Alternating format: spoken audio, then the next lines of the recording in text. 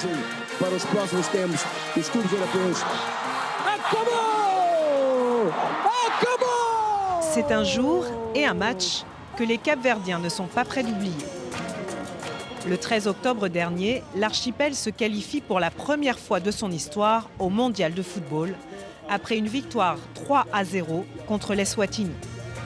Je travaillais au stade, à la sécurité. C'était un moment incroyable, fabuleux de voir tout le monde chanter, se prendre dans les bras. Un exploit historique pour le pays d'à peine 500 000 habitants, qui devient la deuxième plus petite nation de l'histoire à participer à la compétition.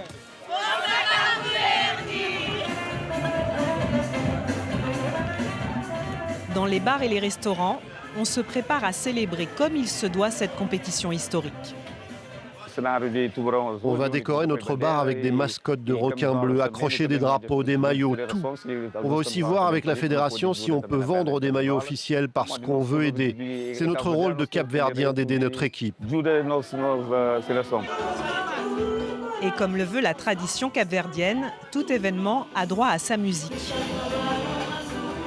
Sur les télés et les pistes de danse, l'hymne dévoilé par la fédération tourne en boucle.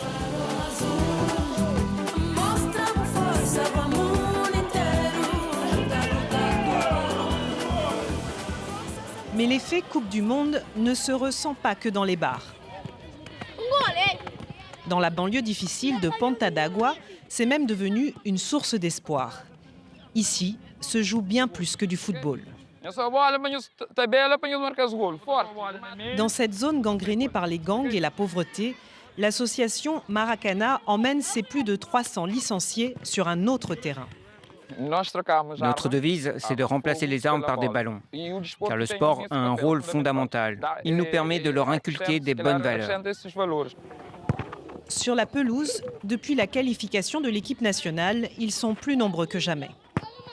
Bien sûr qu'il y a une dynamique autour. Je ne peux pas compter le nombre d'enfants qui demandent à avoir des fiches de renseignement sur Maracana. Chacun caresse maintenant le rêve de devenir footballeur ou alors de jouer un de ces quatre aussi, la Coupe du Monde.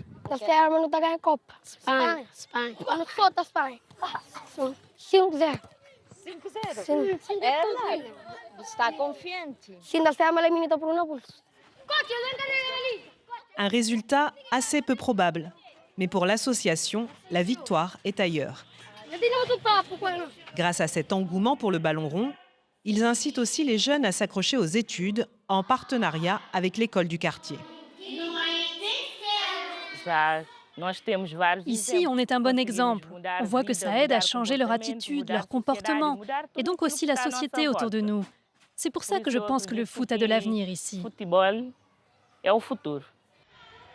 Une collaboration qui fait déjà son effet sur Alexandro.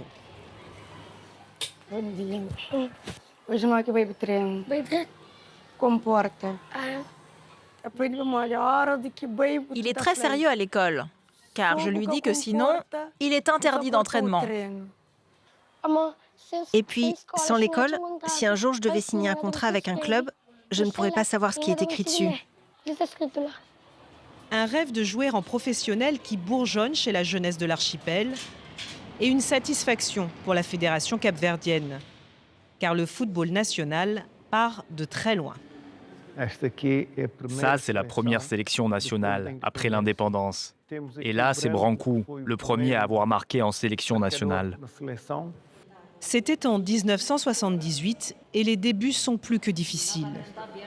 Il faudra près de 20 ans aux Requins Bleus pour décrocher leur premier vrai succès dans un tournoi régional face au Sénégal. Depuis, l'équipe n'a cessé de s'améliorer. Il n'y a pas de secret, vraiment. Tout ça, c'est du travail et la foi en notre équipe. Et notre travail à la fédération a aussi été d'aller chercher les joueurs clés dans la diaspora pour avoir plus de professionnels.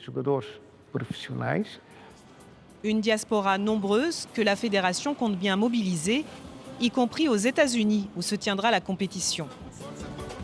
Car quoi qu'il se passe sur le terrain, le Cap-Vert entend tirer le maximum du mondial et célébrer comme il se doit ses héros en maillot bleu.